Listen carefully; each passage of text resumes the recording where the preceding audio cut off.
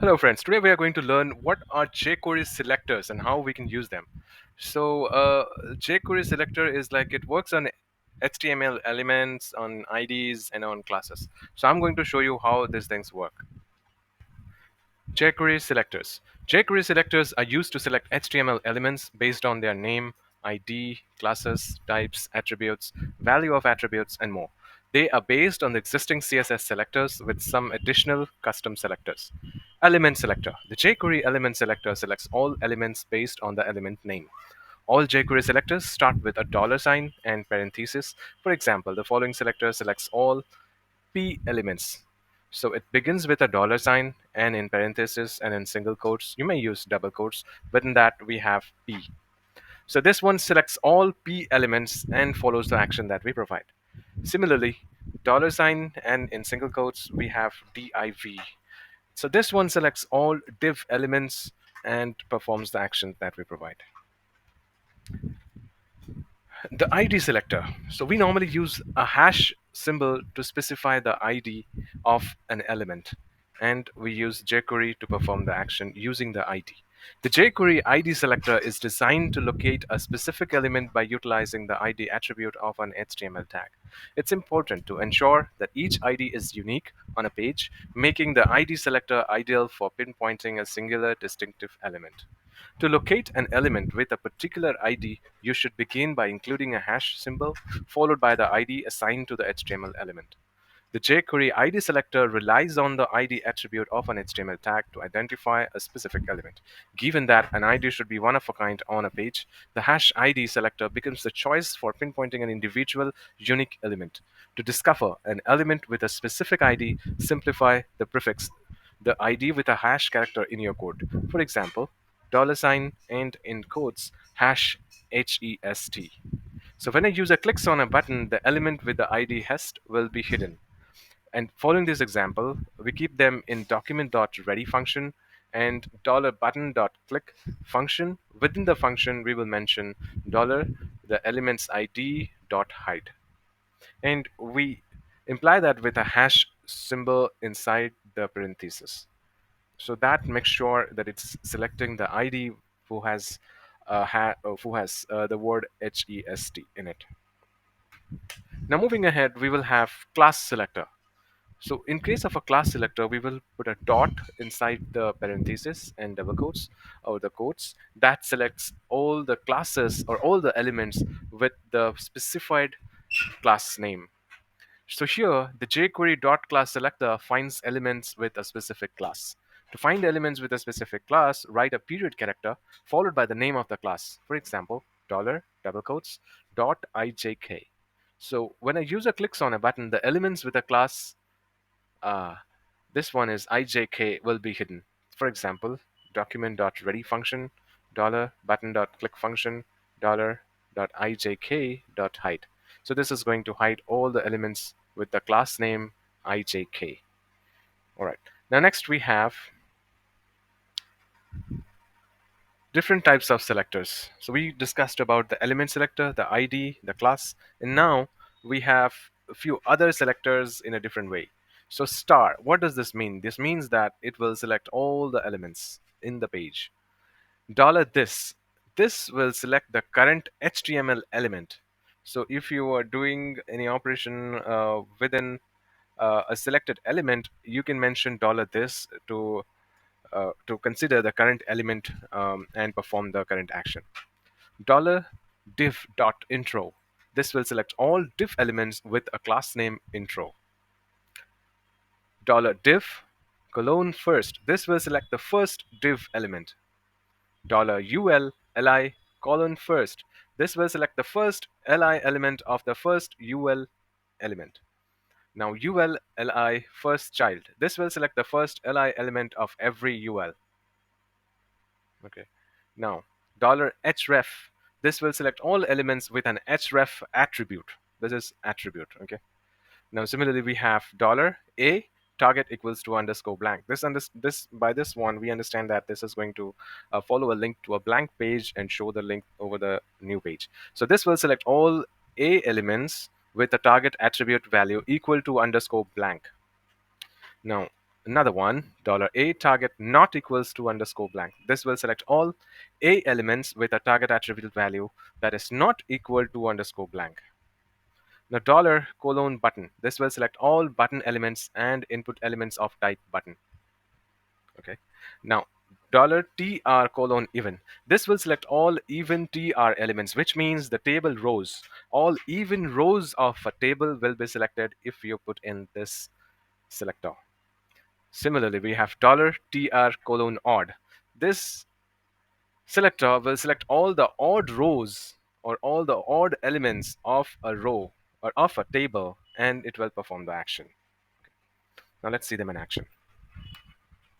All right, so here we have an example of an element selector. You can see that I have mentioned the script tag which gets the CDN for jQuery here. And now I have few paragraphs and a div element and a button. Okay, so in the script, I mentioned like we have a document.ready, and within it I have a button click event which is trying to hide all the p elements or the paragraph elements. Okay, let's go ahead and see the action. Now we have different paragraphs and we have a div element and we have a button. If I try to hit the button, it has hidden all the paragraph elements. You can see this. Now let's make some changes here. Instead of the p elements, let's hide the div element.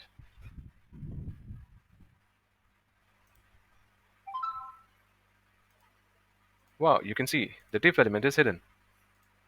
Okay, so this is about the element selector. Now we will move ahead to the ID selector. Similarly, we have a same kind of program which has some paragraphs and few paragraphs have an ID. Okay, so I will try to hide the paragraph with the ID p1. So I have to mark it as hash p1 dot hide on the button click. Let's run this one.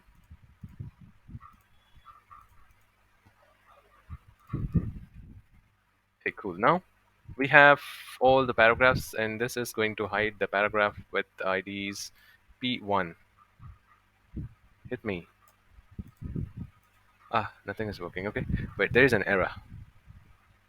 This says dollar is not defined. Where? Whoa, tell me here, what's wrong? We didn't put in the CDN. That's why it's not able to recognize what dollar means. So we must put the dollar, the CDN for a file. Okay, now let's rerun this program.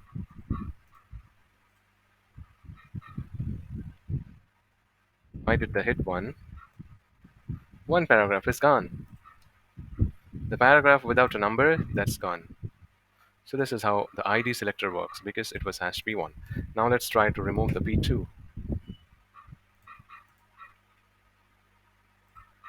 Paragraph 3 is gone. You can see this. So this is the paragraph that will be gone. Cool. Now let's move ahead to the class selector.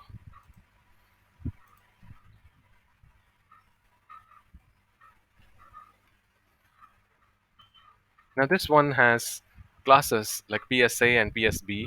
So we are trying to hide the element with the class PSA. How do we do that?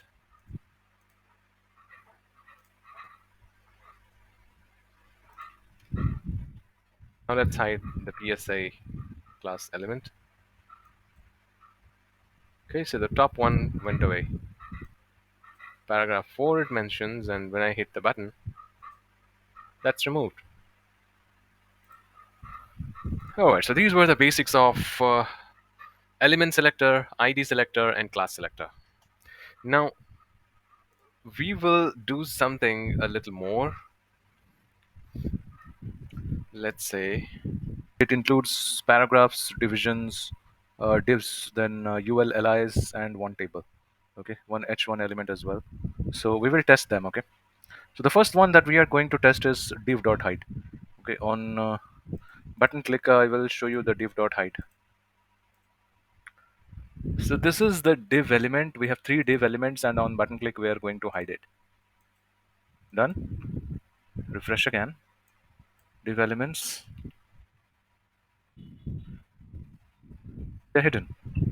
Then the next thing is we're going to hide each elements, all the elements, that is star. Going back, refresh, everything is hidden. Okay, on button click, everything is hidden. So star.hide is gone. Next, we will have only one element to be hidden, that is the current element. The button should be hidden. At the end, this is the button. So, wait, how do I show you that one?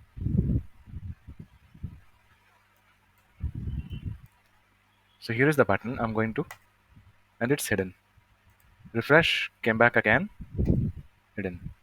Okay, now paragraph within class intro needs to be hidden. The paragraph which has a class intro will be hidden. This is an intro paragraph and a header. That is so here. This is one intro heading and intro paragraph.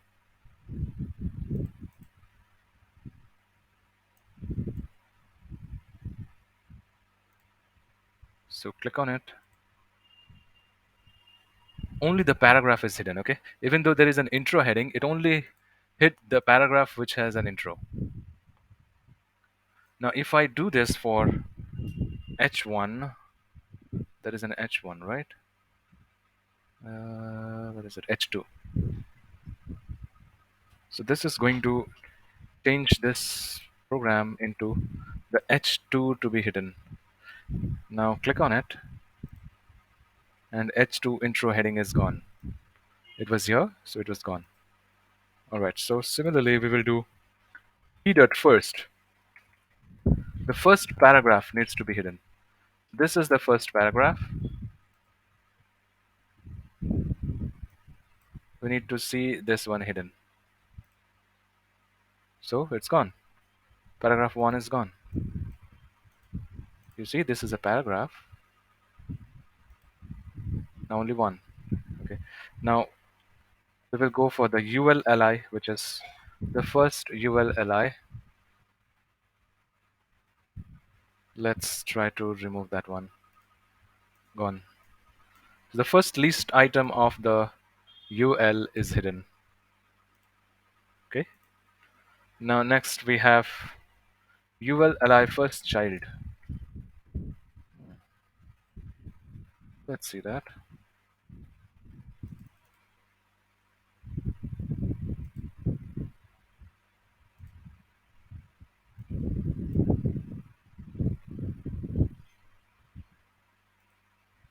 Both coffees are gone.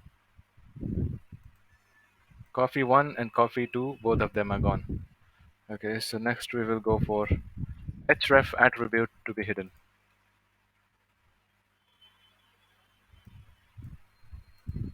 All the links are gone. Next we will move to the one that has a target equals to blank. Okay, one is hidden. So this is not a target equals to blank. This one is a target equals to blank. So the third link is hidden. The third link is hidden. Now target not equals to blank to be hidden. Refresh it. Remaining two should be gone. Oh, did not work. Wait.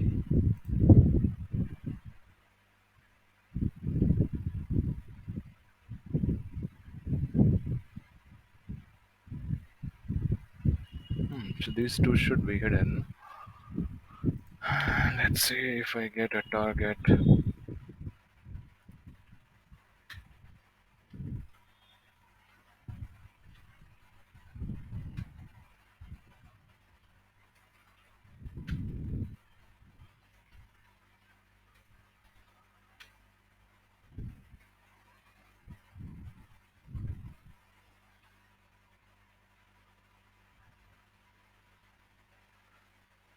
So let's say target equals to parent.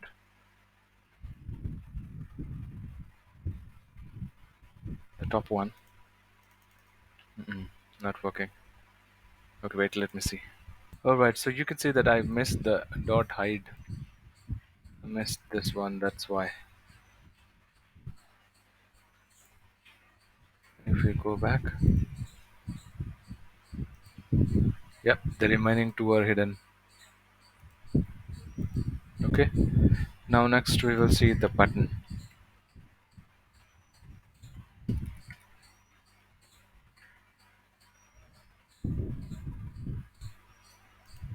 The button is gone. Okay, now last we have PR even numbers. Okay, where is that? Change the color. Okay, so let's where to change. Perfect. Okay, now that was for even, and this will be for the odd numbers.